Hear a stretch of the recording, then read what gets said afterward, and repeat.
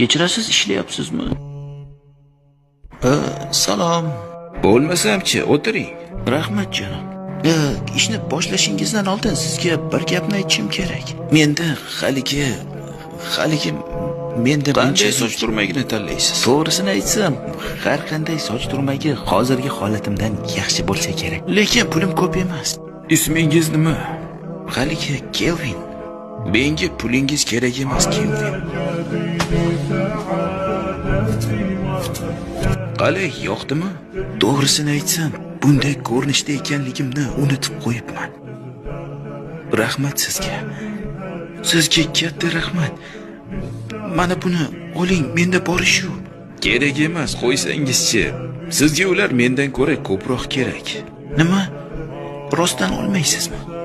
Rahmat janob, sizdan juda ham minnatdorman. Bugun suhbatga borishim kerak edi. Nima?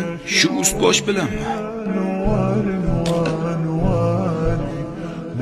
Mana buni oling. Sanuzelda rakvina bor. Albatta vanna emas, lekin yo'qdan ko'ra yaxshi. Yuvni bo'lib ust-boshingizni almashtirib oling. Xudoyim. Rahmat sizga. Iltimos mana buni oling, iltimos. Kerak emas. Buni oling. Faqatgina sizning ham imkoniyatingiz bo'lganda yaxshilikka yaxshilik bilan javob bering. Albatta shunday qilaman. Albatta, qani yura qoling. Shu lahzadan boshlab mening hayotim yaxshilana boshladi. Suhbatdan o'tdim, ishli bo'ldim, assistent bo'ldim. Keyinchalik ko'chmas mulk haqida barcha narsalarni o'rganib chiqdim. Keyinchalik shahardagi eng yaxshi brokerlardan biriga aylandim. Shunchalik bo'ldimki, ko'chmas mulklarni sotish uchun uzoq vaqt sarflamasdim. Oradan vaqtlar o'tib, haqiqiy investor bo'ldim va o'z ko'chmas mulklarimni sotib olishni boshladim.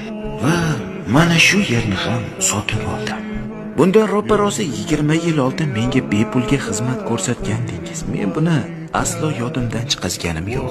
Bu dunyoda yaxshilikka yaxshilik bilan javob qaytarishdan ko'ra yaxshiroq narsani ko'rmadim. Bu sizning yaxshiligingiz. Buni oling.